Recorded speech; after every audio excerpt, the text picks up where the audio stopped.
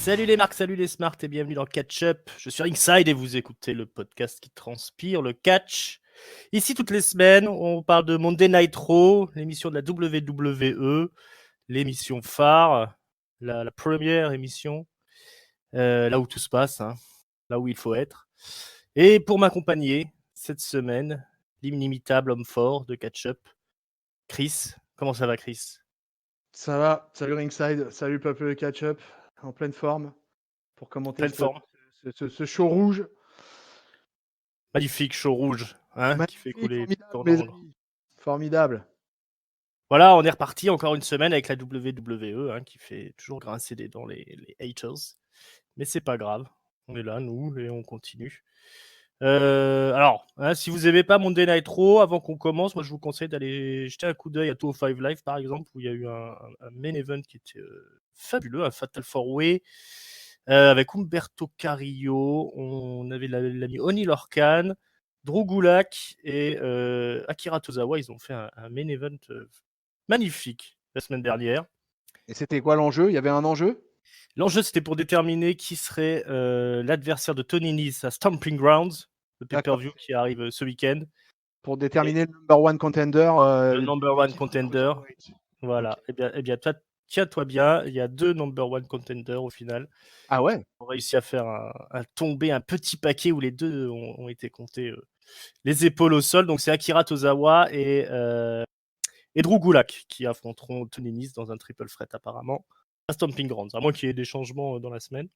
Pas mal comme affiche, c'est un triple menace pour le Cruiserweight, c'est pas mal, c'est pas mal. Ça peut être sympa, même si les plus impressionnants dans le match c'était quand même Oni Lorcan et Humberto Carrillo, mais bon, Drew Gulak et l'ami Tozawa c'est du lourd, hein. C'était quand même des gros noms de l'indie avant qu'ils passent à la WWE, qu'on se rende compte qu'ils avaient peut-être pas ce qu'il fallait pour être dans le haut de l'affiche. C'est quand même des sacrés showman, hein. Et puis ce qui est étonnant à 205 Live, c'est qu'ils démarquent au milieu d'un public qui est complètement mort, quoi, inintéressé par ce qui se passe, et à chaque fois c'est le feu. Ça termine en folie furieuse. Les gens sont à bloc parce que tellement le match est spectaculaire, quoi. C'est à chaque retour de force à chaque fois qu'ils font les mecs de 205. Il y a aussi Chad Gable qui est arrivé à 205, qui a affronté Jack Gallagher. C'était pas mal. Joli match aussi. Ah, ça y est, déjà, Chad Gable, il est recyclé à 205 donc. Eh oui. Ah Eh ouais. oui. Bah, enfin, on sait pas, on n'est pas sûr, hein. Ils ont pas dit clairement s'il était Ouais. définitivement là ou si c'était juste comme ça pour passer, mais il a fait le spectacle, il a pu catcher proprement contre Gallagher, qui est aussi très très bon. Ah, on parle de Chad Gable, mais quelqu'un des nouvelles de Jason Jordan? Jason Jordan, je crois que c'est fini pour lui, hein. Ah, c'est fini pour lui? Ah ouais? Ouais, non, c'est une blessure au cou, et je crois que il peut pas reprendre, hein. Je Ah. sais qu'ils avaient envisagé de le recycler comme producteur ou un truc comme ça, dans les coulisses, mais on n'en sait pas plus. Puis il s'avère qu'en fait, c'était pas le fils de Kurt Angle, mais Oh, c'est pas vrai. bah oui, apparemment, il aurait trafiqué les résultats, donc Tu viens de briser un mythe là. Moi, je bah oui, bah rêve écoute, de ça quoi, c'est pas possible. bah, Non, j'ai non. une info, je la fais circuler, hein. Qu'est-ce que tu veux que C'est je un te dise? spoiler là, c'est pas possible quoi. Bah ouais, j'étais aussi choqué que toi. Qu'est-ce que c'est que cette histoire? Ils se ressemblaient comme 2 gouttes d'eau. Enfin, c'est pas clair, hein. Moi, je suis pas tout sûr de ça. C'est avec les rumeurs qu'on a sur internet, hein. Et puis sinon, il y a NXT UK aussi. Vous avez le Moustache Mountain et Pete Dunne, donc c'est le British Strong Style, hein, on appelle ça, qui affrontent Walter et comment il s'appelle? Marcel Barthel et Fabian Eckner, qui s'appelle Emporium, ce clan, et qui est l'équivalent du clan Ringkampf qu'il y avait en Allemagne à la WXW. Et c'est pas mal non plus, hein. Donc si vous voulez voir du bon spectacle, du bon catch, hein, il y a ce qu'il faut sur le network, hein. Martel et Hackner, ils ont beaucoup jobé à NXT branche classique, j'ai envie de dire. Ouais, Et donc maintenant, ils sont reversés vers NXT UK. Et je crois qu'il y a Alexander Wolf aussi qui est sur NXT UK maintenant. c'est ça. Il les a rejoints aussi. C'est le 4e membre du clan qui Et débarque à la fin du jour. puisque tu as des nouvelles de tout le monde, Mhm. tu peux nous parler de notre ami Killian Den aussi. Tu sais ce qu'il est devenu lui? Killian Den, eh ben, je l'ai pas vu à NXT UK. Je sais qu'il est reparti à NXT UK. Parce que c'est un Irlandais, donc un Ouais, Nord ouais, ouais. Irlandais même. Donc, Bah, lui aussi, c'était un gros nom du circuit anglais, hein. Killian Den, hein. C'était Big Damo, c'était pas n'importe qui. Là, étant donné que le NXT UK, ça va passer à la télé en Angleterre, je pense qu'ils vont renforcer le roster, et notamment avec Killian Dane et des gros noms comme ça. Hein. NXT UK, jusqu'à présent, c'était pas retransmis sur une chaîne anglaise? Non, non, non, c'était Exclusive Network. Le projet était que ce soit une émission de télé.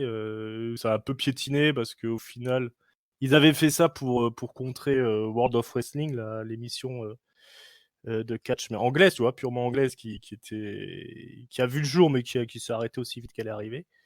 D'accord. Et du coup, ils avaient freiné un petit peu, mais bon, apparemment, maintenant, ils ont un deal parce que c'est aussi un. Il y a du public en Angleterre pour le catch, et notamment à la télé où la WWE, elle n'est pas si bien diffusée que ça. Donc voilà, ça bouge un peu au niveau européen, et c'est pas plus mal.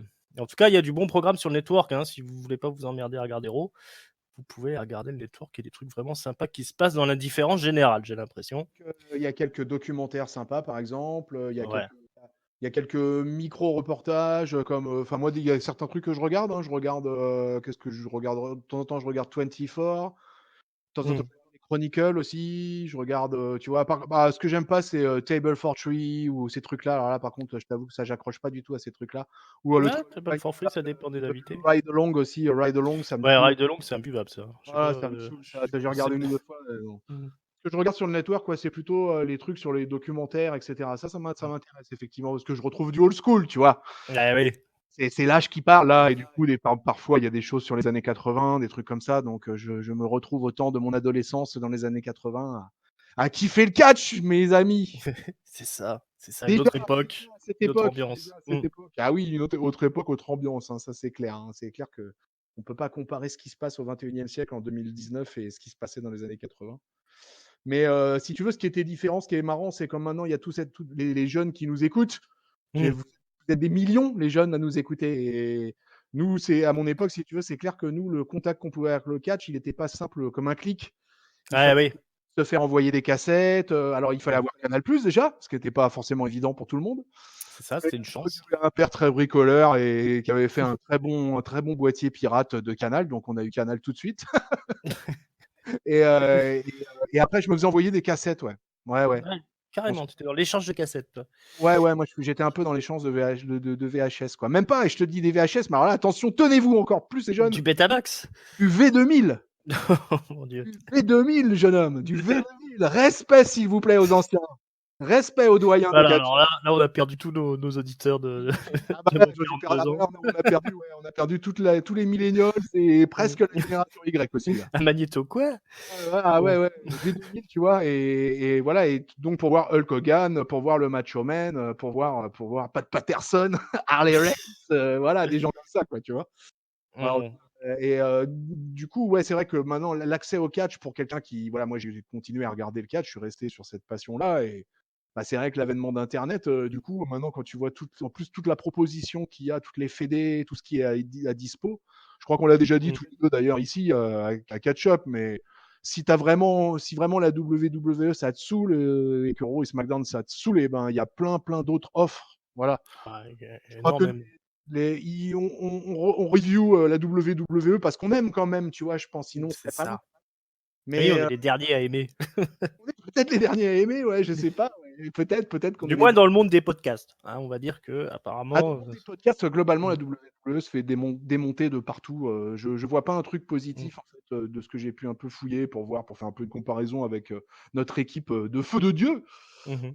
Et c'est vrai que bon, on est quand même, on a une certaine mensuétude et une certaine indulgence. Mais mon bon ringside, tu sais faire dans le sanglant. Je t'ai déjà vu coller des 1, Ah coller bah oui, des 0,5. Enfin, je veux on dire, reste objectif. voilà, on sait faire dans le sanglant par moment. Hein. Moi aussi, quand même, j'ai collé des 2, des 1,5, des choses comme ça m'arrive. C'est ça. Surtout que c'est usant chaque semaine. Mais Bah, bon, on n'est pas là pour se plaindre. Et comme tu dis, effectivement, il y a sur YouTube, vous avez aussi le NJP World. Vous pouvez même voir du catch japonais quoi, en direct. ah ouais, mais Non. moi je regarde la lucha libre, les amis. Hein. Moi je Eh regarde le oui. triple A, quoi. Tu vois quoi. Voilà, moi je suis la NJPW, je regarde quelques trucs vraiment. Alors, franchement, je Ah, suis. t'aimes plus les luchadors, toi. Hein. Je Ouais, suis moi plus strong je suis plus style. lucha libre. Mm. Mais par contre, de la NJPW, je vais regarder 2, 3 gros événements dans l'année, quoi. Tu vois. Je vais Mm. regarder Là, par exemple, les 2 blocs qui ont été annoncés pour le G1 Climax, ça me plaît bien là, tu vois? Donc je vais y jeter un coup d'œil. C'est ça. Je jette un coup d'œil à Wrestle Kingdom aussi de temps en temps. Mais et voilà, et je suis la triple A, quoi. Voilà. Ouais, Comme je suivais, assidûment pendant 4 ans, la Lucha Underground, quoi. c'est ça. C'est ta dose de luchador. Il y a Ouais, CMLL aussi, c'est pas mal. j'ai besoin ouais, la CMLL, j'en ai regardé un peu aussi, ouais, mais je regarde plus la triple A, hein, depuis pas mal de temps maintenant, depuis pas mal d'années, hein. Ouais, ouais. On vous Là fera peut-être un panorama complet de ce que vous pouvez regarder ouais, un jour, si il vous le faudrait souhaitez. si vous le souhaitez, dites-nous dans les commentaires si vous voulez qu'on fasse un survol, de l'ensemble des fédérations sur une émission spéciale. C'est On ça. on fait pas que de la WWE! Regarde, on s'est bien farci le Double or Nothing avec un grand plaisir. Ouais, exactement. C'était très bien d'ailleurs pour des petits jeunes là. Et la preuve, Petits on jeunes. en oublie de review Vero là, tu vois? Ah oui, c'est vrai, Monday Night Raw, on était là pour ça. On était à Los Angeles, tu te souviens? Staples Center. Staples Center, mec! Eh ouais, pas de la merde, hein. Pas de la merde pour ce mardi. Grosse salle, hein. Euh, Et on démarre fort, puisque au milieu du ring, c'est rien de moins que Elias qui est là, avec sa guitare. Il nous annonce que c'est lui l'arbitre spécial choisi par Baron Corbin pour ce week-end à Stomping Grounds, parce que c'est quand même ce qu'on appelle le Go Home Show, hein, de Stomping Grounds. Donc c'est le dernier show avant le pay-per-view de ce week-end, le gros événement de ce week-end. Nous s'affronterons notamment le champion de l'univers, l'Universal Champion, Seth Rollins, et Baron Corbin, le méchant, que tout le monde déteste. Et Baron Corbin a le droit de choisir un arbitre spécial, et on nous annonce donc, enfin, c'est Elias lui-même qui annonce que ce sera lui qui a été choisi. Bon, il se moque un peu de Los Angeles, tout ça, hein, un peu cheap hit. Cheap hit, c'est-à-dire qu'il se fait haïr facilement, hein. Il utilise des vannes faciles. Et il se prend des coups de chaise de nulle part, parce qu'il y a une silhouette qui débarque dans la pénombre. C'est rien moins que Seth Rollins qui vient le démonter à coups de chaise. Et il nous explique, Seth Rollins, que maintenant ça se passe comme ça. Vous choisissez votre camp. Si vous décidez d'être dans le camp de Baron Corbin, et ben voilà ce qui se passe. Donc voilà, on suppose que Elias est hors jeu. Alors on va enchaîner peut-être tout de suite sur ce qui suit. Il y a un triple threat. Non, c'est pire que ça, c'est un Fatal Five-Way pour désigner l'aspirant numéro 1 à la ceinture US qui est détenue par Samoa Joe. Tu me suis jusque-là, on est bon? Ah, jusque-là, je suis d'accord. Ok. Donc les belligérants, Ricochet, The Miz, Cesaro, Bobby Lashley et Braun Strowman. Et alors ils débarquent à tour de rôle. Et chacun en profite pour mettre un peu son finisher au pauvre Elias qui est resté dans le ring, complètement séché. Il se fait démolir par tout le monde. Par tout le monde, voilà. Il se prend. Qu'est-ce qu'il se prend? Euh. Le Miz lui met le Skull Crushing Finale. Bobby Lashley lui fait un spear. Cesaro le fait tourner dans le Cesaro Swing. Ricochet, il fait un espèce de Codebreaker. Et Braun Strowman, il fait son Running Power Slam. Et donc ensuite on a le match alors du gros, hein, du costaud, hein, quand même. Ricochet, le Miz, Cesaro, Bobby Lashley, Strowman, c'est pas n'importe quoi. C'est évidemment Strowman qui prend le dessus sur tout le monde. Il arrive à éliminer Cesaro et Bobby Lashley, un à la suite de l'autre, un coup de Power Slam, de Running Power Slam. Mais du coup les deux sont pas contents, hein, Cesaro et Bobby Lashley. Ils vont revenir l'attaquer. Et du coup, les autres vont en profiter, hein. Ricochet va faire son finisher, là, son 360, son 630 splash, pardon, sur Strowman. Il va réussir à faire le tomber, hein, aidé par les deux autres. Il n'y a pas de disqualification, hein. C'est un match à élimination. Je ne sais pas si je l'ai dit. Mais en tout cas, vous l'aurez compris, hein, vu qu'il y a déjà des éliminés. Donc, il ne reste plus que le Miz et Ricochet. Et le match continue. Il y a prise en 4 du Miz qui porte toujours très salement là. C'est vraiment dégueulasse. Et heureusement pour nous, c'est la victoire de Ricochet. Encore une défaite pour le Miz. Ricochet qui gagne avec toujours son finisher, hein, son 630 splash. Et donc voilà, on aura Ricochet pour sa première tentative d'accession à un titre dans le main roster. Peut-être pas, non, il a combattu pour le titre par équipe. Il a combattu pour le titre par équipe, oui. Ouais. Ouais, il a un beau début de carrière quand même, Ricochet. Donc voilà, Ricochet contre Samoa Joe, c'est une sacrée affiche. Pardon, c'est un dream match. Qu'est-ce que tu en penses de tout ce début de show là, hein? Je parlais longtemps, je te laisse parler. Bah alors. Ouais, on va prendre les choses dans l'ordre. Bah écoute, l'opener avec Elia, tout ça. Alors comme tu dis, hein, il fait de la cheap hit, c'est tranquille, t'attaques sur le basket aux États-Unis, de toute façon, quelle que soit la ville où tu es, le basketball ou la NFL, t'es sûr d'obtenir à peu près ce que tu veux, quoi. Je me Mhm. rappelle de la méga hit qu'il avait eu avec Kevin Owens à Seattle en vannant sur les Supersonics, et ça marche toujours bien, quoi. Et bah écoute, j'ai trouvé très drôle en plus cet enchaînement, tu vois, je me suis bien marré, je me suis Ouais. poilé comme un Ouais, c'était marrant, il y a dans le ring là. bestiasse, voilà, devant un mec qui s'en prend plein la gueule. Il se prend une suite de finishers, j'ai trouvé ça assez énorme. Alors, j'en reparlerai un peu plus loin dans la review, mais donc Seth Rollins a donc dorénavant une nouvelle gimmick de chairman, si C'est vous, ça. euh, si vous comprendrez le jeu de mots.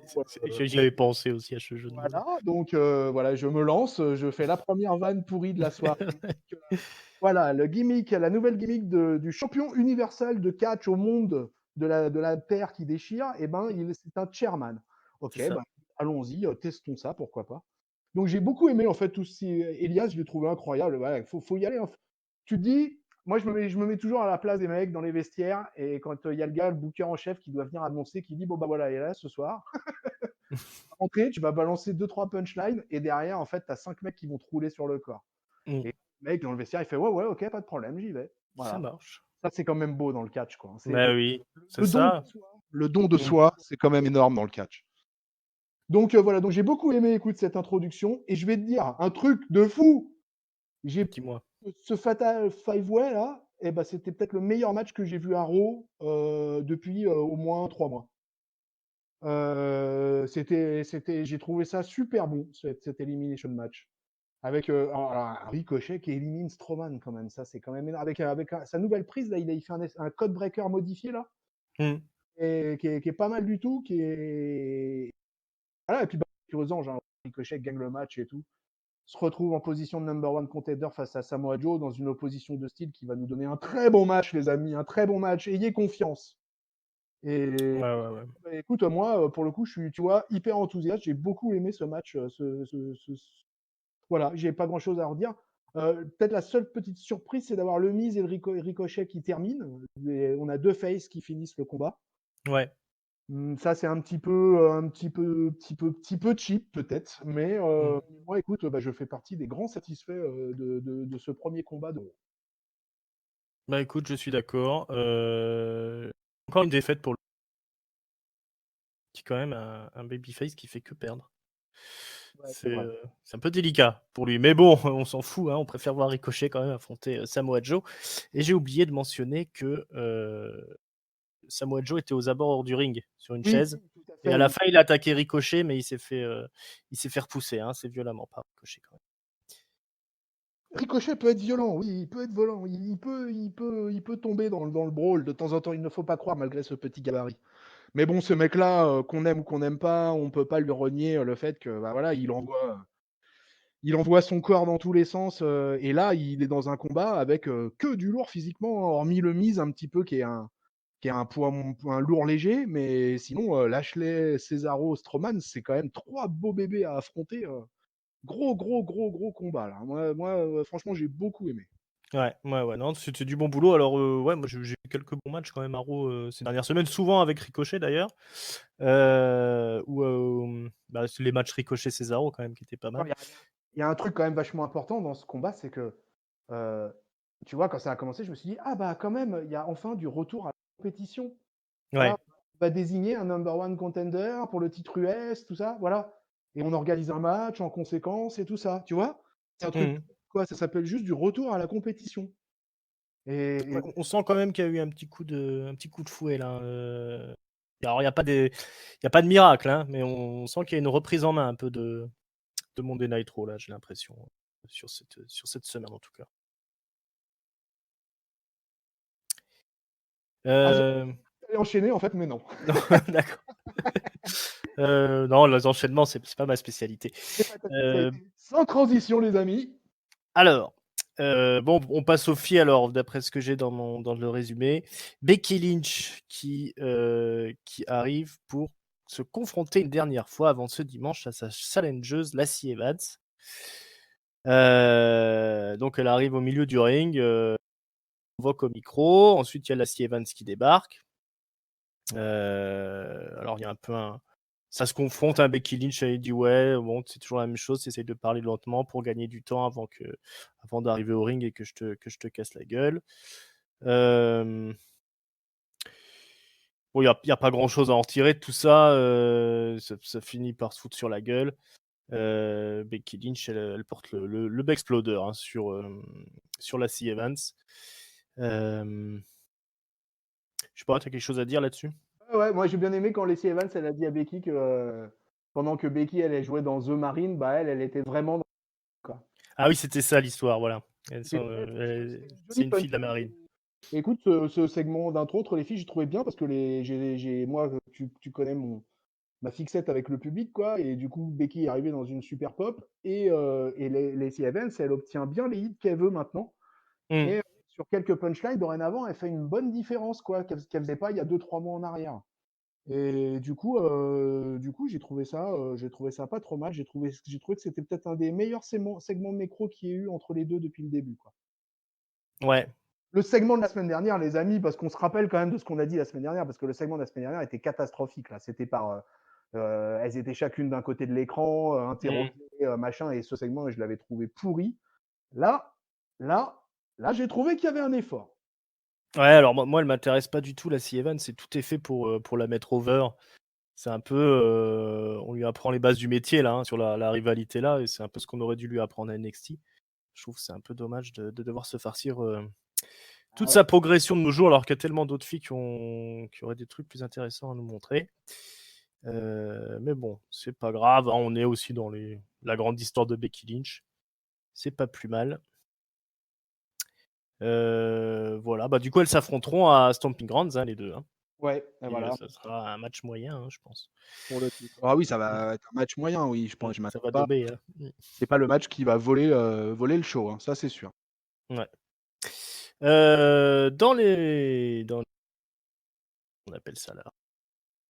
Pas qu'on est dans des rings, on est dans les coulisses. Voilà. Il y a Shane McMahon qui fait la fête avec ses copains. Il célèbre encore sa victoire sur Roman Reigns. Il est avec Drew McIntyre et les champions tag team de Raw, le Revival. Alors moi j'avais entendu que le Revival ils n'avaient pas re-signé à la WWE. Je suis très surpris de les voir champions tag team. T'as pas d'infos toi là-dessus?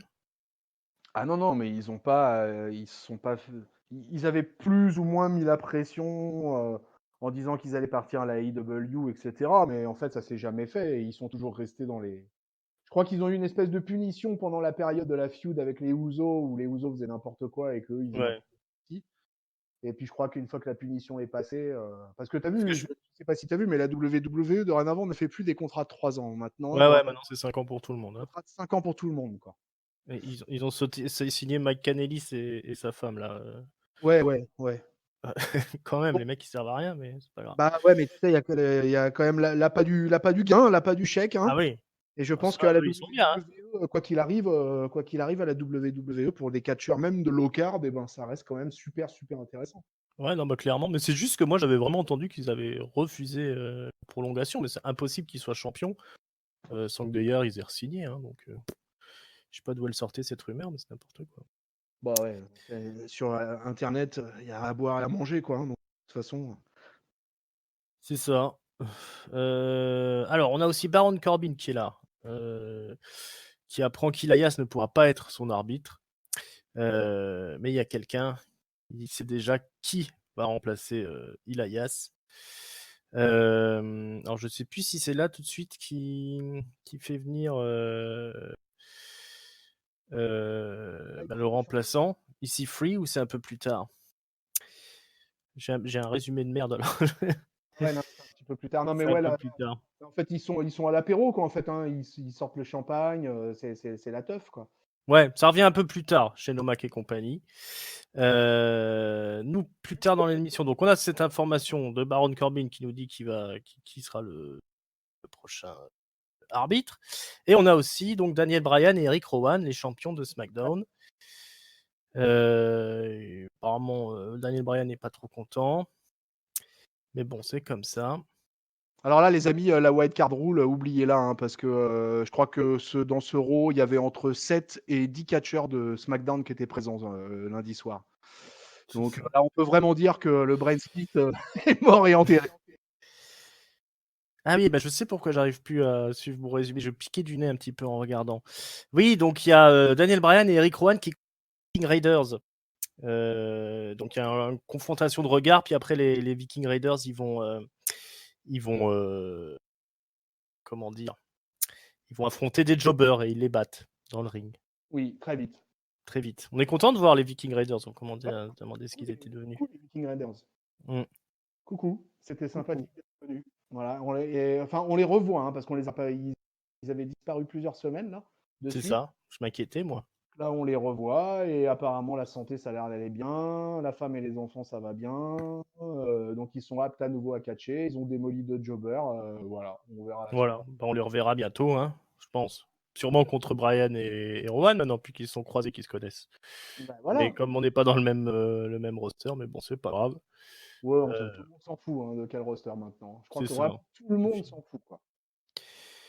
Heath Slater est allé demander une augmentation à Shane McMahon. Je crois qu'il s'est fait casser la gueule après, hein, par Drew McIntyre. Ouais, ouais, qui a joué le C'est ça. salopard.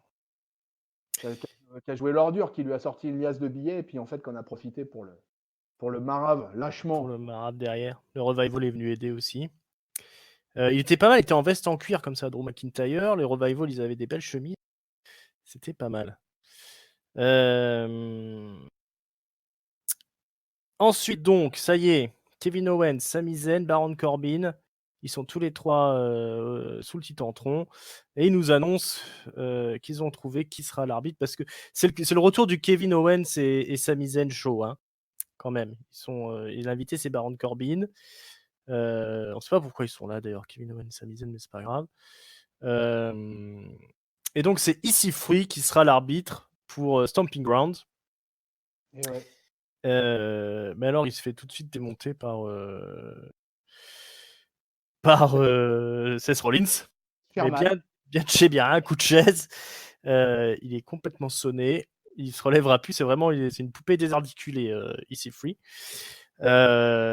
Et il y a le New Day qui débarque ensuite. Il y a une petite confrontation verbale avec Kevin Owens, Sami Zayn et Baron Corbin. Et donc, le New Day décide de se booker eux-mêmes dans un match contre Kevin Owens, Sami Zayn et Baron Corbin, et ils utilisent EC3 comme marionnette comme ça pour décider qu'il y a un match comme ça. Et puis, donc après, ils se foutent sur la gueule avec Kevin Owens, Sami Zayn et Baron Corbin. Et c'est le New Day qui gagne le match, hein. Et oui. C'est un 2 out of free fall, c'est ça, bizarrement, on ne sait pas pourquoi.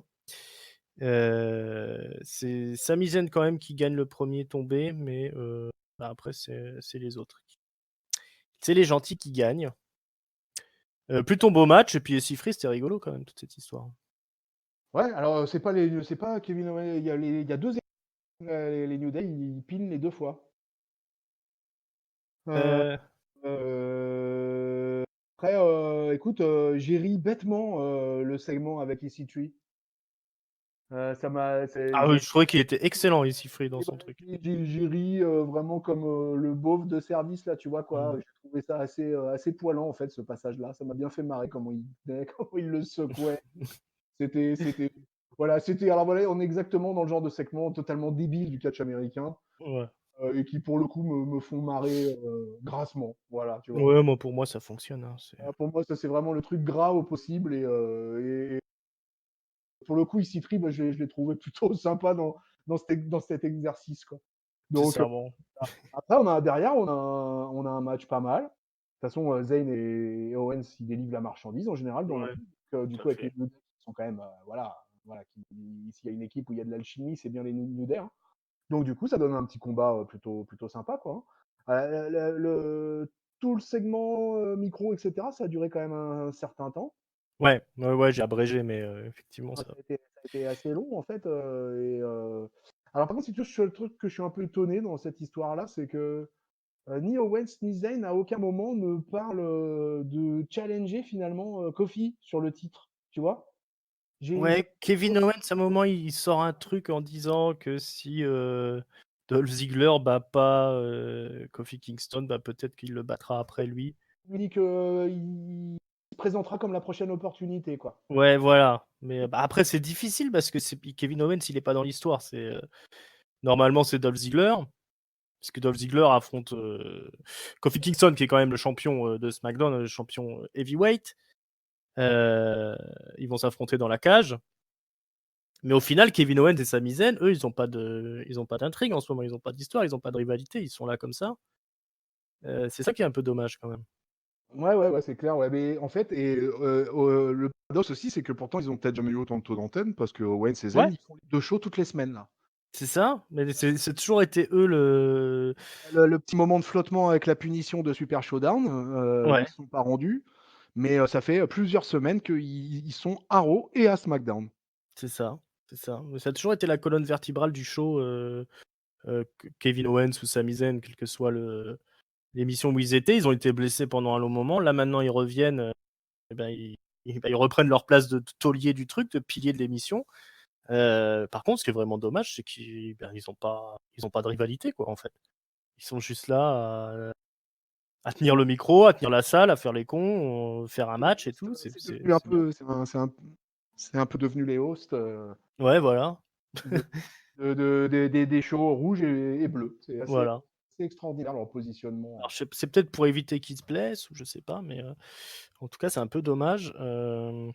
Kevin Owens, ça devait devenir le babyface de SmackDown à une époque pour affronter Daniel Bryan, mais finalement, ils ont dû abandonner toute l'histoire puisque Bryan était blessé, et puis ils ont fait le heel turn de Kevin Owens sur Kofi. Maintenant, il a repris sa position de heel. Et puis, ma foi, il serait temps de lui trouver une rivalité correcte, puisqu'on sait que Kevin Owens et Sami Zayn, généralement, quand ils s'emparent d'une storyline, ça va très loin, hein. Donc, c'est un peu dommage de les laisser comme ça à végéter. Même s'ils font toujours le job, hein, c'est toujours marrant quand ils sont là, quand ils disent qu'ils veulent pas, ils sont dans l'incapacité de pouvoir être les arbitres euh, pour le compte de Baron Corbin, parce qu'en fait ils ont les pétoches de Seth Rollins, c'est marrant quand même. Voilà, voilà. Alors un peu plus tôt, au milieu de tous ces segments, il y a AJ Styles qui a croisé ses vieux potes Luke Gallows et Karl Anderson en coulisses. Il se rappelle qu'au Japon, hein, ils étaient très potes. Il y avait ce club-là dont il faisait partie, le Bullet Club. Mais Styles, il nous engueule un peu. Il dit, hein, les gars, vous êtes devenus un petit peu mou. Hein, ça fait combien de temps que vous n'avez pas gagné un match? Ça fait combien de temps que vous n'avez pas été à Raw? Il serait peut-être temps de vous réveiller, hein, les gars. Euh, Gallows et Anderson, il lui annonce tout de suite, bah, on va affronter les Usos ce soir, on va les battre, hein, on va te montrer qui on est.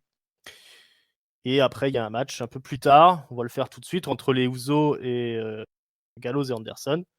Il y a une promo des Usos dans l'ombre avec les fumigènes et tout ça, où ils sortent un peu leur catchphrase.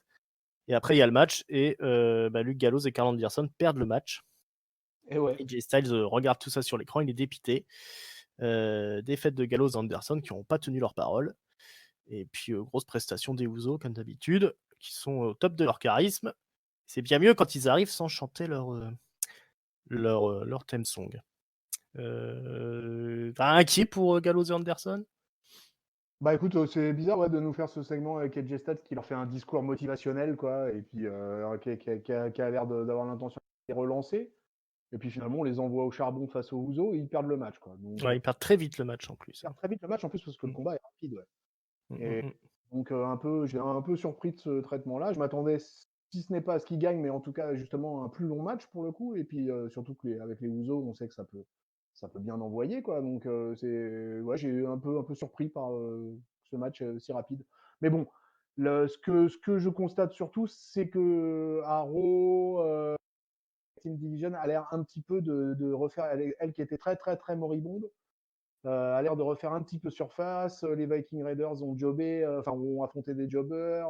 Là, on a un match Uzo, Luke Gallows, Karl Anderson, tu vois. Enfin, j'ai mm. l'impression qu'ils ils se sont rappelés que, ah oui, au fait, merde, on a une division tag team, mais ça serait bien de temps en temps de leur faire quelques matchs, quoi. C'est Donc, ça. ça, Surtout avec les c'est Usos dans le coin. la Mmh. bonne nouvelle de ce Raw, quoi. C'est ça, c'est ça. Moi, il y a quelque chose qui est en train de se construire. Alors, pour Gallows et Anderson, hein, soit c'est la fin des haricots, soit il y a une storyline derrière avec AJ Styles, peut-être le retour du Bullet Club ou pourquoi pas une rivalité même avec AJ Styles. Il y a des possibilités. Ouais, c'est ouvert. C'est ça, faut voir après, hein. On serait pas étonné de les voir à la AEW, mais rien n'est moins sûr. Qu'est-ce qu'on a ensuite dans la je crois qu'il y a Alexa Bliss. Et oui, Alexa Bliss et Nikki Cross. Nikki Cross, qui discutent dans les vestiaires. Elles vont faire équipe ce soir pour affronter les Iconics. Et Alexa Bliss, elle essaye de monter Nikki Cross contre Bayley, puisque à Stomping Grounds, Alexa Bliss a droit à un match de championnat contre Bayley. Et puis elle préférait quand même avoir Nikki Cross de son côté. Donc après, il y a dans les coulisses, pour rester dans cette histoire, hein, Bayley apprend que Alexa Bliss raconte de la merde sur elle sur les réseaux sociaux. Donc après, plus tard, il y a le match entre Bliss, Nikki Cross et les Iconics. Il y a Bayley qui débarque, ça distrait Alexa Bliss et c'est la défaite de Nikki Cross et Alexa Bliss. Les Iconics conservent leur titre.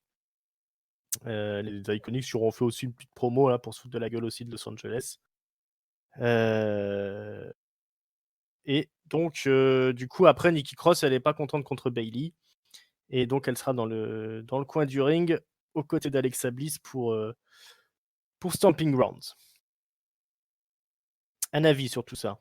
Bah voilà, pareil, un peu le même avis par rapport au masculin, si tu veux, au féminin aussi, un peu, on voit un petit peu plus la ceinture par équipe. Les Iconics travaillent un peu plus, quoi, parce que si tu veux, je commençais à croire qu'elles étaient fameuses elles aussi, quoi. Donc, et puis les voir, ce qui était bien, c'est de les voir en plus affronter une équipe crédible, quoi. Donc, parce qu'on nous a fait le coup deux, trois fois des jobbeuses locales et tout ça. Donc là, c'est Mm. parce qu'il y a un vrai combat avec Cross et Alexa Bliss. Alexa Bliss et Nikki Cross, c'est bien parce que c'est vraiment une opposition de style dans une même équipe. Tu vois, c'est deux filles vraiment différentes et dans une gimmick différente. Voilà quoi. Donc on va voir s'il va y avoir un peu d'alchimie dans le futur entre ces deux-là. Et puis bon, ouais, voilà, ils servent du ressort facile maintenant de Machine qui a dit de la merde sur Machine dans les réseaux sociaux. Et alors, comme elle a dit de la merde, et ben c'est pas bien. Voilà, donc bon, ça, on va dire, hein, c'est le ressort maintenant. C'est devenu un truc traditionnel même chez les garçons, Mm. de toute façon. Donc voilà, après on a un match relativement court aussi. Pas trop mal, quoi, avec quelques petites choses pas trop mal, quoi. Bon, moi j'ai du mal un peu avec la Iconics dans le ring, quoi. Mais par contre, je leur reconnais un certain talent au micro. Elles sont insupportables, mais Insupportable, ouais. elles sont insupportables en C'est tout fait. leur talent. Et c'est certainement tout leur talent est certainement là, oui, le fait qu'elles soient totalement insupportables. Excusez-moi, Ah, il est en train de mourir. excusez-moi, j'étais en train de mourir. Bon, Billy Kay vraiment. Peyton Royce, encore à la rigueur, j'arrive à lui trouver quelques onces de talent entre les cordes. Mais Billy Kay, vraiment, je cherche encore qu'il y a d'extraordinaire dans cette fille entre les cordes. C'est le Mais, physique. mais bon, ouais, c'est le physique. Ouais, voilà, qu'est-ce que tu veux. Mais bon, écoute, ces deux Australiennes, elles ont un bon run. Hein, elles sont championnes depuis WrestleMania maintenant. Elles Mm. ont beaucoup d'opposition jusqu'à présent. J'espère que les Japonaises vont repointer leur bout de leur nez parce qu'elles sont portées disparues aussi. Moi, on les a pas revues depuis je sais pas combien de temps, Kerry et Asuka. Raccompagné à la frontière. Donc, ouais, accompagné peut-être à la frontière. Hein, il a dit, des étrangers allaient quitter les États-Unis. Il a annoncé cette semaine. Alors peut-être que Asuka et Saints ont été embarqués sur un bateau. C'est ça, Tokyo. par erreur. Voilà. Mm. C'est comme ça que ça se passe chez nous. Tragédie, tragédie. Et la Tag Team Division, du coup, a perdu une équipe pour immigration. C'est quand même embêtant. Donc voilà, donc Ouais, écoute, c'était pas c'est ça mal. l'Amérique. C'était pas fou tout ça, mais c'était pas mal. Ouais, j'ai pas trop compris la fin du match avec Nikki Cross là je sais pas, qui a frappé une des adversaires alors qu'elle était censée se faire surprendre. J'ai pas trop compris ce qu'elle était en train de faire. J'ai un peu de mal avec Nikki Cross moi de mon côté. Hein. Autant les Iconics, ça ne me dérange plus. Autant ce personnage de Nikki Cross là, je trouve qu'ils sont un peu passés à côté. Et puis je trouve qu'elle a pas vraiment de qualité technique in-ring qui explique un petit peu tout son Ouais, overness, mais bon, ça a l'air de parler aux gens quand même. c'est peut-être la seule dans le roster féminin qui a un gimmick de brawler, quoi. Ouais, c'est ça. C'est Et ça aussi. il n'y a pas d'autres profils comme Nikki Cross, en fait, quand tu regardes bien dans le roster actuel. Mm. Et C'est pas faux. il y a que Nikki qui a ce rôle de brawleuse qui vient et qui se bastonne. On sait que c'est pas terrible entre les cordes, mais que par contre, quand il faut aller à la bagarre, elle est là, quoi. Et du coup, je vois pas une autre fille qu'on pourrait, tu vois, mettre en comparaison par rapport Ouais. à ce pool-là. Faudrait qu'il la lâche dans un match Fall Counts Anywhere ou un truc comme ça, comme elle avait fait contre Asuka à NXT. Ah oui, quel Donc, match, quel match. Tu ça, l'avais vu le c'était. match aussi? Ouais, c'était terrible Quel ça. bonheur ce match. Ah ouais, c'est un grand souvenir de NXT, ça. Mm, Ce mm. Nikki versus Asuka en Falls Count Anywhere, là, ça avait été un truc de dingue, de dingue. Ouais. On pourrait refaire ça avec Bailey ou n'importe qui, ont suffisamment de talent, mais ouais, il faudrait qu'ils tentent un peu de refaire des choses qu'ils ont déjà faites à NXT, hein, genre une rivalité Samoa Joe, Finn Balor, ce serait pas mal non plus, quoi. Pas hésiter, hein, on veut bien, hein, c'est pas grave s'ils nous recyclent des intrigues qu'on a déjà vues à NXT. Qu'est-ce qu'on a d'autre dans notre musette? Bon, bah, on a pas mal de choses. On a du Paul Heyman, on a Voilà, c'est ce que j'allais dire. Paul Heyman qui débarque. du titre 24/7, on a du beatdown de Roman Reigns. Qu'est-ce qu'on vous sert, les amis? Qu'est-ce qu'on met sur votre tartine de ketchup? Ouais, allez, Paul Heyman, mais il n'y a pas grand chose à dire non plus sur Paul Heyman. Il est venu, il a fait une promo pour dire que Seth Rollins il se cachait derrière sa chaise. Et puis il fait un peu de promo pour le main event de ce soir, c'est quand même Seth Rollins contre Daniel Bryan, hein. Ouais. Et puis il utilise un petit peu une apparition de Brock Lesnar, mais on sait très bien que Brock Lesnar sera pas là. Vous reprenez les 15 dernières pronos de Paul Heyman à Raw, vous checkez tout en fonction des dates et puis vous obtenez la promo de Paul Heyman à Raw cette semaine. Voilà, c'est ça, vraiment rien de spécial. Eric Young, tiens, on l'avait oublié aussi celui-là. Oh oui! Donc il y a Baron Corbin qui vient négocier avec lui, hein, il lui dit tiens, bah, tu veux pas être l'arbitre spécial pour dimanche? Quel fou ce Baron Corbin. Il est tout le temps en train de négocier. T'as remarqué, il est tout le temps en train de négocier partout, tout le temps dans le backstage, lui. C'est ça, c'est les politics, c'est ça. Ça C'est ça. fonctionne bien pour lui, il y a pas de souci. Bah, Eric Young, il lui dit ouais, bah, je vais réfléchir, hein, écoute, on se reparle. Et juste derrière, il croise Seth Rollins. Le Alors, chairman. le chairman, il dit non, mais je lui ai dit que j'allais réfléchir, mais c'est pour m'en débarrasser, je le ferai pas et tout ça. Alors, Seth Rollins, il dit ah, t'inquiète pas, hein, je te connais, ça fait longtemps qu'on se connaît, je te fais confiance et tout. Et puis finalement, Seth Rollins, une fois que Eric Young a le dos tourné, il lui met 3-4 coups de chaise bien placés. Et puis voilà, hein, Eric Young s'est fait défoncer aussi. On est content qu'il soit passé. Une victime de plus du chairman. T'es Voilà. content de revoir Eric Young? Ah bah écoute, c'est un plaisir de revoir ce garçon. C'est vrai. Je sais pas s'il a eu le même plaisir à participer à ce Raw, mais le chairman est passé par là, voilà, il s'est pris 4 coups de chaise alors qu'il avait rien demandé à personne et qu'en plus lui, en toute honnêteté, il disait merde, je me comporte comme un face ou comme un heel, qu'est-ce que je fais avec le Corbin ou pas? Et puis bah, C'est ça. il s'est fait latter quand même, quoi. Voilà. Donc Voilà. rest in peace Eric Young dans ce Eric. Raw du 17 juin 2019. Ouais, c'est perdant-perdant. Euh, Ouais, bah les temps sont durs, hein, pour les anciens de la TNA. Pas si simple. Allez, Roman Reigns. Roman Reigns. Oublié. Il est toujours là. Eh, mais bien sûr qu'il est toujours là, il est dans la mid-card, up-card, chaîne. Voilà. Dernière victime de Shane McMahon, Roman Reigns. Il est pas content. Mais il est pas là pour s'excuser de sa défaite à Super Showdown. Il va pas nous dire qu'il faisait trop chaud ou je sais pas quoi, ou qu'il s'était sonné dans le coin du ring. Non. Il dit les excuses, c'est pas divertissant. Ce qui est divertissant, c'est moi quand je botte les fesses de quelqu'un. Et ce soir, il défie Shane McMahon, hein, évidemment. Viens sur le ring, on va s'expliquer. Shane O'Mac, pardon, hein, vous vous en souvenez, il est en train de faire la fête avec ses copains, pour McIntyre et les Revival. Et il apparaît sur le Titantron et il commence à dire il n'y a pas de honte d'avoir perdu contre le Best in the World. Il se fait même annoncer par l'annonceur, du coup. Et ensuite, il donne la parole à Drew McIntyre qui commence à menacer Roman Reigns parce qu'ils vont s'affronter dimanche, hein, Roman Reigns et Drew McIntyre. Et il va un peu loin, McIntyre. Hein. Il dit je vais te faire mal jusqu'à ce que ce soit vraiment douloureux. Et puis ta famille, ils te verront revenir défiguré, etc. Et comme il parle de la famille, ça plaît pas à Roman Reigns. Ah ouais, faut pas parler de la famille avec les Samoans. Ouais. Jamais, c'est une erreur fondamentale. Ouais, grosse erreur. Et donc là, Roman Reigns, il quitte le ring, il va dans le public. McIntyre, il se rend compte que effectivement, il va venir le chercher dans les coulisses. Donc il y a d'abord le Revival qui va courir dans les couloirs pour essayer d'intercepter Roman et ils se font défoncer. Ensuite, Roman Reigns, il rentre dans les coulisses, là, dans la loge. Il va s'attaquer à McIntyre direct, il le défonce, il le fait passer à travers une table. Après, il va choper Shane O'Mac, il le ramène dans le ring, il le défonce à coups de spear. Et puis il reprend le micro, puis il lui dit tu vas retourner dans ta loge et puis tu vas dire à McIntyre que je le défoncerai dimanche. Voilà, Roman Reigns, super badass, Superman, super Cena. Ça t'a convaincu tout ça? Thank you, Roman. Thank you, Roman. Ah bah moi, écoute, j'étais très content de voir Roman. Et la WWE, au moins, elle arrive à réussir ça, quoi. C'est-à-dire que moi, Shane McMahon, je fais partie de ceux qui m'insupportent totalement. Et que c'est un gars que je n'ai pas envie de voir dans les émissions des weekly. Je reviendrai pas sur le débat catcher, pas catcher, etc., etc. C'est juste le fait que voilà, je n'aime pas ce mec. Ce mec-là, il n'est jamais passé face wheel auprès de moi. Donc, voir qu'il monopolise le temps d'antenne. Donc, du coup, au bout d'un moment, ils y arrivent. Hein. On arrive à le détester plus que la raison même. Ouais.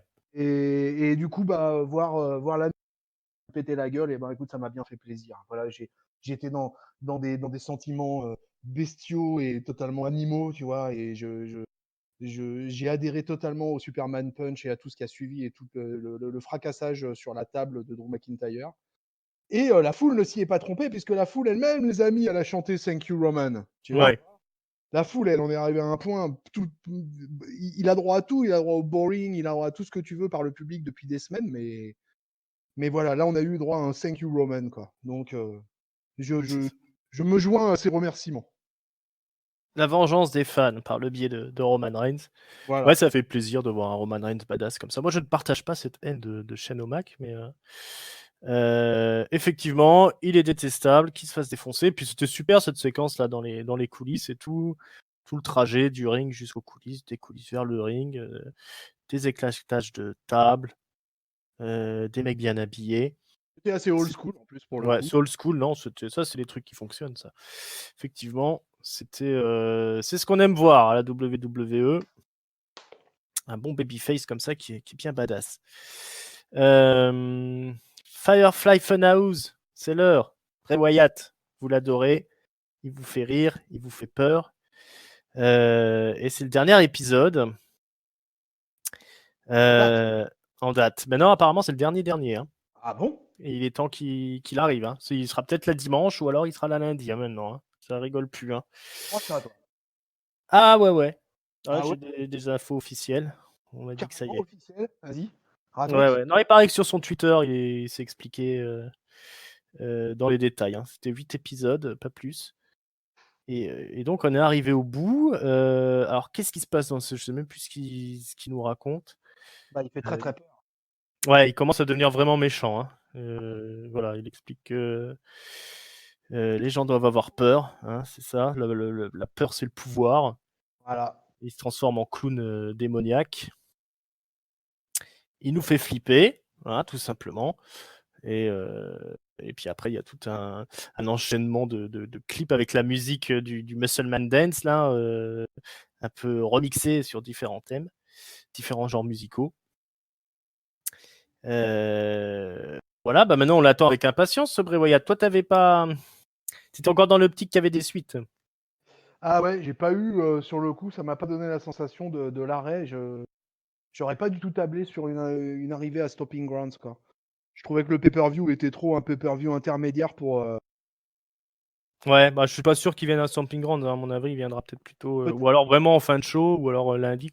Raw, ça me paraît peut-être plus plausible, mais Stomping Grounds, tu vois, ça me paraît pas... En plus, ça se passe mal, Stomping Grounds. Ça se passe à Tacoma, dans un blédard, quoi. Et ils vendent pas de place, c'est con. Eh oui, bah attends. Ils arrêtent pas de se plaindre, ils arrêtent pas de se plaindre à la WWE parce qu'ils vendent pas de place pour ce pay-per-view. Mmh. Mais Ah quand oui, tu mais il fallait peut-être faire une affiche un peu plus intéressante parce que là, il n'y a rien du tout. Hein. et puis tu fais trop, ils font trop de pay-per-view, trop, ils comprennent pas ça, ils comprennent pas. Alors bien sûr, ils arrivent Mm. pas à remplir les salles, quoi. Ah, ils Et n'arrivent pas là à remplir la salle. là, ils arrivent pas à remplir la salle, mais là, au nom de Dieu, ils sont dans un bled là. Si, je sais pas, Romorantin. Alors, qu'est-ce que vous faites WWE là, faites venir des enfants, invitez des écoles, faites des trucs sympas, quoi. 2 places pour le prix d'une, 3 places pour le prix de 2. Des prix attractifs, voilà, des prix cassés, quoi, merde. C'est ça. Alors écoute, du coup, on a digressé, mais l'ami Bret, quoi qu'il arrive, en tout cas, moi, je suis très pressé de le voir dans le ring, quoi. Très Ouais, pressé. faut que ça tape un grand coup là. Hein. Quand il Ouais, va ouais, embarquer, ce sera pas j'espère pour rien. Hein. Il faut qu'il j'espère qu'on va pas nous le faut qu'il mettre y ait dans du un sang. Hein. truc pour le titre US ou une connerie comme ça, tu vois, j'en sais rien. Ouais, non, faut qu'il vienne, qu'il défonce Seth Alors, Rollins tout de suite ou un truc dans le genre. après, tu vas me dire si t'as, moi, parce que moi, je regarde toujours la version américaine. Mhm. Dans la version américaine, en fait, il parle à un moment dans le segment promo, quoi. Il parle de leader, quoi, qui va être le leader. Oui, c'est ça. Il va être le leader. Est-ce que ça, c'est un mot très important ou est-ce que c'est juste un phénomène comme ça ordinaire? Mais est-ce qu'il parle de leader dans le sens qu'il y aurait d'autres catcheurs qui peut-être le rejoindraient? Est-ce qu'il va créer un clan? Tu vois? Ah, ouais.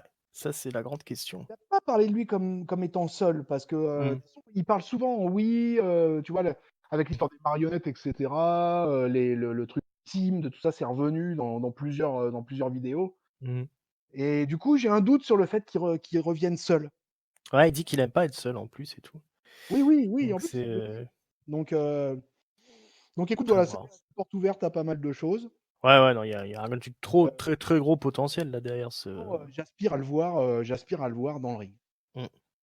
C'est ça. Alors j'ai entendu des théories sur. Ok. Alors, connaissant, tu vois, mon amour pour les masques au catch, j'ose espérer que le masque qu'on voit dans la vidéo, j'espère qu'il va être masqué. J'espère. Ah bah j'espère aussi, ouais. Ouais, qui débarque. Clown Et façon. Il y a pas mal de clowns comme ça, démoniaques dans le je vais même justement la triple A. Hein. je vais même aller plus loin. C'est que, attention les amis, je vais loin. On pourrait même imaginer que, pas à l'image de Baylor, mais qui viennent parfois dans le masque démoniaque, etc., et qui viennent parfois en accoutrement, soit de Muscleman Dance, Mm. soit de peintre, dans les différents accoutrements qu'on l'a vu au fur et à mesure des vidéos, tu vois. Ça pourrait être intéressant. Des fois, il vient un docteur dans un Mm. truc Dr. Jekyll et Mr. Hyde, quoi, tu vois. Ouais. Ouais. Que Ah ouais, non, je suis d'accord. le monstre masqué vienne pour vraiment péter des gueules, quoi.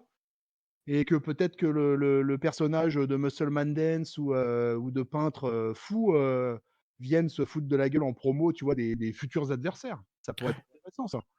C'est ça. Mais alors il va falloir que moi ce qui m'inquiète, c'est qu'il va falloir que le clown il soit très violent. Et j'ai peur qu'ils arrivent pas à. Il faut ça. Hein. Ouais. Mais c'est Est-ce la qu'ils condition arriveront à le faire dans un truc que moi, tu vois, je en haut? suis partisan du fait que quand il va arriver, il faut qu'il détruise tout le monde dans un premier temps. Ouais, faut qu'il y ait des gens qui partent à l'hôpital. Hein. Ah mais ouais, faut que voilà, et il perd pas un combat, il faut qu'il ait une bonne Mm. streak. Ouais, Et c'est ça exactement. bonne streak de victoire là, bien comme il faut là, et qu'il défonce tout le monde et que ça soit la panique générale dans le roster. C'est comme ça qu'il faut qu'il soit traité ce personnage, quoi. C'est ça, ouais. Faut pas falloir qu'ils nous fassent un truc rigolo à la con. Et ouais, et puis parce que Bray Wyatt, il fait pas non plus 2,15 m et 150 kilos, tu vois, c'est pas Braun C'est Strowman. ça. Ouais. Donc il faut lui donner une aura mystique qui fasse que on marche, que notre incrédulité soit suspendue très très très très haut. Ah Mm. ouais, ah ouais, là le clown démoniaque là, il va casser la gueule à tout le monde, quoi. Ouais. Surtout qu'ils ont besoin d'un personnage comme ça avec la fin de l'Undertaker là. Il y a Finn Balor qui est là, mais ça serait pas Ouais, mal d'avoir un truc un peu mystique comme ça, Finn un Balor c'est peu un dark. face. Finn Balor c'est un face et Finn Balor 90% du temps il est en Finn Balor. C'est Et ça. 10% du temps, il est en démon, bah malheureusement, chaque fois, il gagne le match en plus, quoi. Donc, si tu veux, ça a perdu aussi ce truc. Quand tu vois Il y a, il y a- tu sais qu'il va gagner le match. C'est ça. Il y a Alistair Black aussi, mais je sais pas, ils ont l'air d'être partis sur autre chose. Tu vois, faudrait pas qu'ils partent dans un délire comme ils sont en train de faire avec Alistair Black, avec le mec qui fait des interviews en coulisses en demandant qu'on ouvre la porte, là. Hein. C'est n'importe quoi, ça. Ah, je crois pas Bon. que ça sera traité comme ça. Bray Wyatt, il commence à être un ancien du roster. Ouais, Hein. ouais, Parce que, tu faut vois, pour l'instant, il a droit à un traitement autre que Alistair Black, quand même, quoi. ouais, Alistair Black, il est là depuis 6 mois, tu vois. ouais, c'est ça. Depuis 2013, Mm. 2013, je crois, un truc comme ça, il est dans le main roster, Bray Wyatt. Hein, donc, Ouais, ça doit être ça au moins, ouais. Ancien champion. Hein. 2013, ouais. Voilà, bon, c'est tout ce qu'on espère pour Bray Wyatt. Il va falloir que ça claque. Hein. Ouais. Euh, allons au main event. Si tu veux bien. Allons-y, les amis. Parce que je crois qu'on a fait le tour de tout. Donc, c'est Non. Daniel Bryan. Attends, il y a un truc on n'a pas parlé et on va nous le reprocher à mort. On va se faire critiquer comme jamais. On va se faire démonter dans les commentaires par les 75 000 commentaires. C'est qu'on n'a pas parlé du 24/7. Il y avait le 24/7.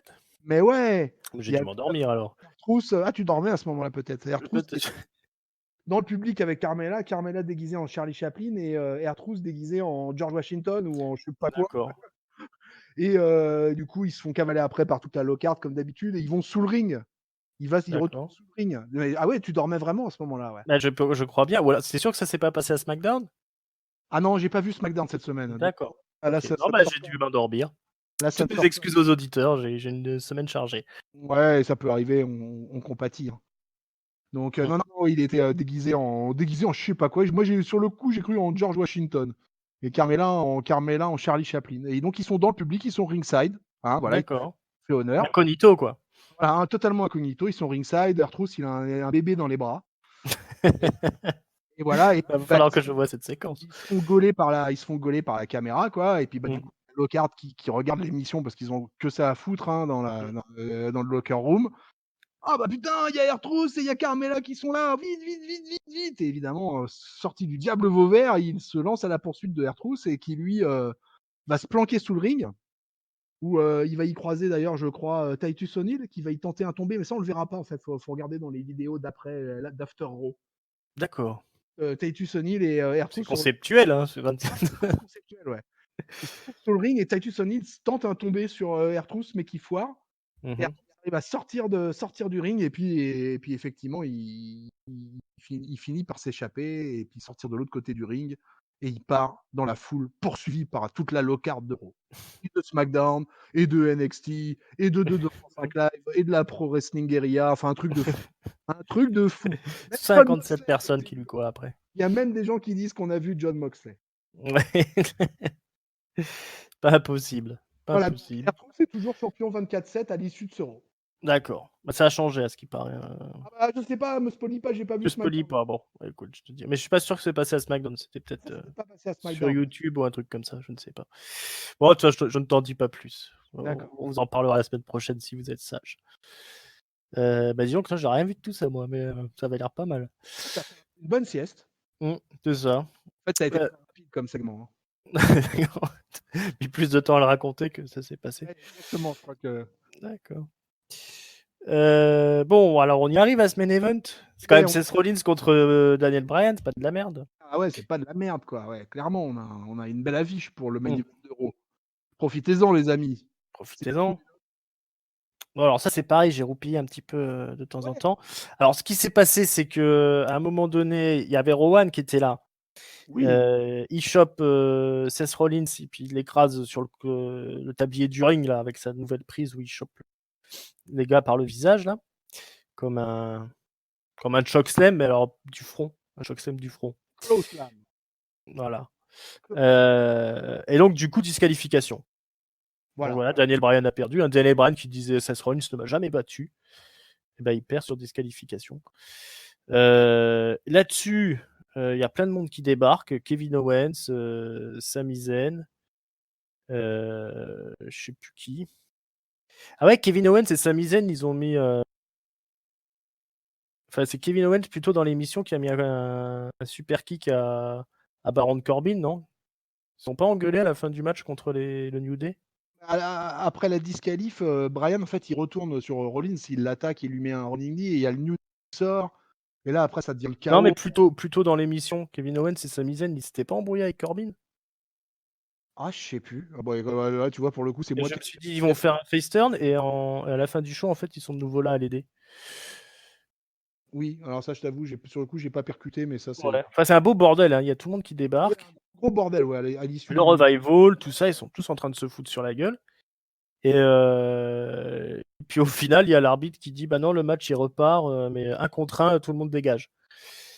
Et donc, on se retrouve avec Seth Rollins et Daniel Bryan. Et au final, c'est Daniel Bryan qui gagne avec le Curb Stomp. Ah ouais, mais alors là, ouais, tu résumé à la vitesse de la lumière parce que le combat est bon, quoi. Là, le deuxième combat est effectivement, le premier a été rapide avec la DQ et puis après, derrière, la grosse bagarre générale dans le ring et j'ai trouvé que c'était plutôt sympa, en fait. Oui, non, tout ça, c'était marrant. Ouais. Ça mettait un gros dawa. Du coup, Mike Rom, il annonce que le combat va continuer. Donc, du coup, on avait l'assurance d'avoir derrière un vrai Seth Rollins versus Daniel Bryan et il s'est passé un vrai Seth Rollins versus Daniel Bryan, quoi. Et on a eu un bon combat de main event avec pas mal de. Un beau moveset de la part des deux, quoi. Bryan, il a même tenté un ankle lock, quoi. Ah, non, mais ce mec est fou, quoi. Ce mec tente des prises. Des fois, on se dit, mais c'est incroyable, quoi. Pourquoi ce jour-là, tiens, il s'est dit, tiens, là, je vais tenter un ankle lock, là. Et, Ouais, toujours impeccable, Daniel Bryan. non, non, mais non, non, ouais, Daniel Bryan dans le ring, c'est un bonheur toujours renouvelé. Et voilà, et même pas été dégueu, hein. Il a placé son enchaînement superplex et Falcon Arrow là qui marche bien aussi, quoi. Et ouais. Ouais, contré, hein. Par contre, j'ai été étonné de la victoire pour le coup. J'ai été Ah bah, étonné. il faut quand même que le champion gagne. Ouais, le champion gagne, mais je sais pas, je m'attendais pas à un finish comme ça. Je sais pas pourquoi. Je m'attendais à un espèce de truc plus sale, une interférence qui finalement est arrivée, mais qui est arrivée après le combat, quoi. Mhm. Au final, bah, Seth Rollins gagne clean face à Daniel Bryan. Voilà, comme un vrai champion. Voilà. Et voilà ce qui se passe parce que tout n'est pas terminé. Bah, il se fait attaquer dans le dos à coups de chaise par Baron Corbin. Hein. Et ouais, Il paye par là où il a pêché. l'arroseur arrosé. C'est ça. Voilà. Et donc, on termine l'émission avec un Baron Corbin triomphant. Et le pauvre Seth Rollins, qui pour une fois avait bien joué son coup, et ben, il s'est fait défoncer à la fin du truc. Encore une fois, il est perdant dans l'histoire. T'es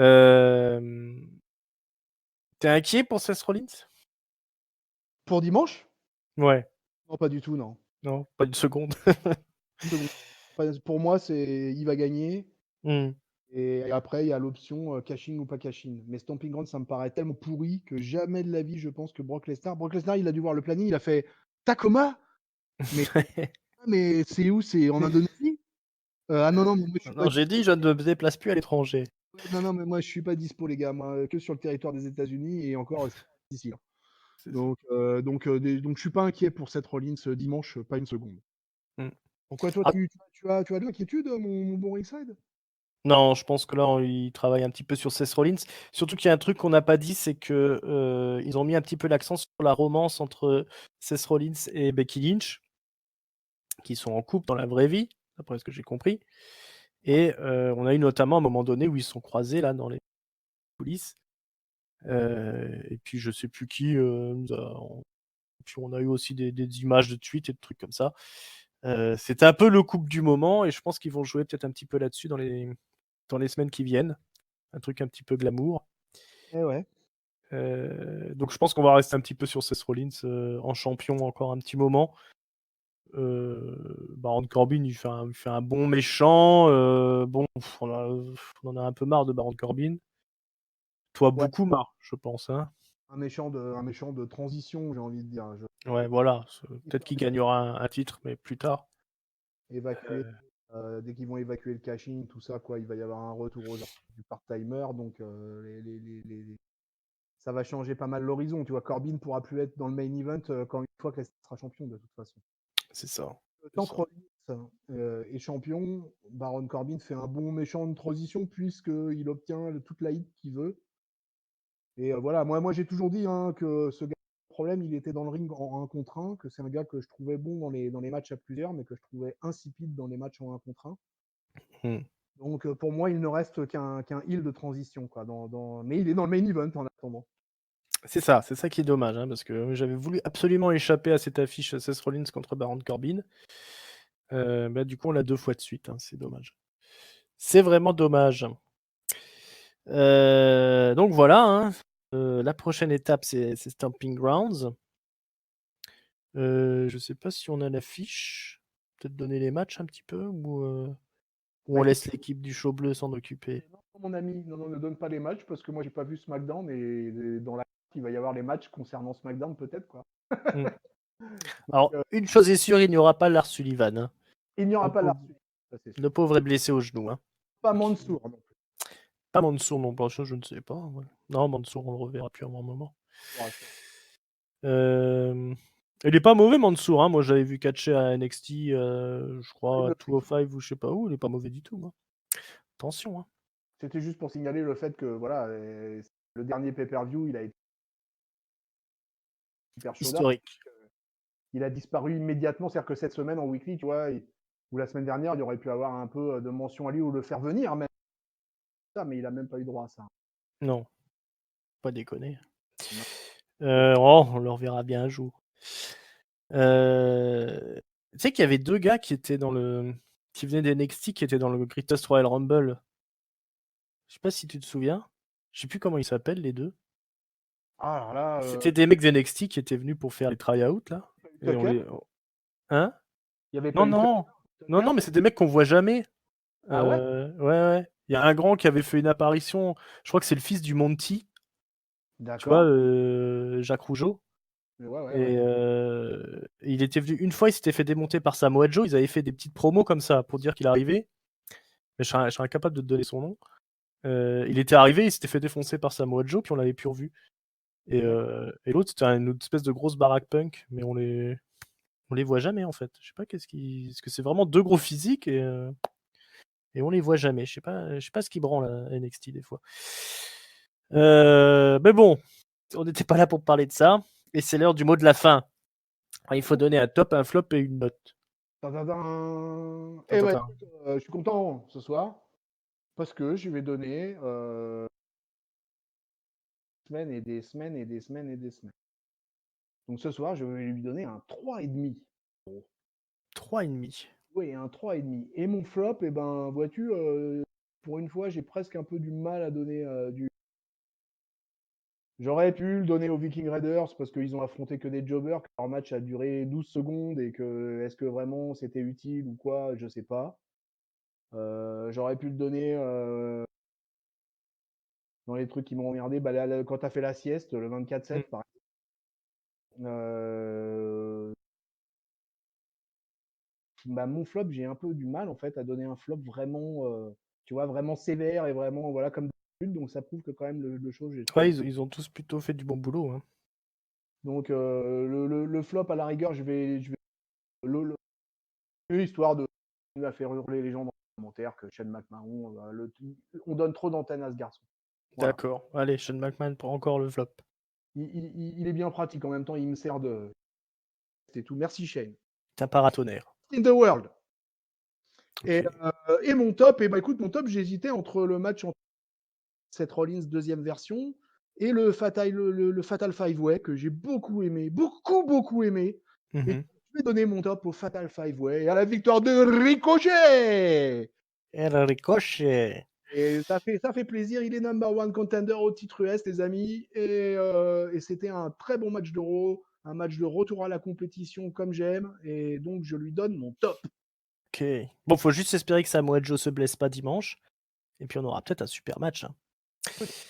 Un des meilleurs matchs de l'année, peut-être. En prévision. Hein. On croise les doigts.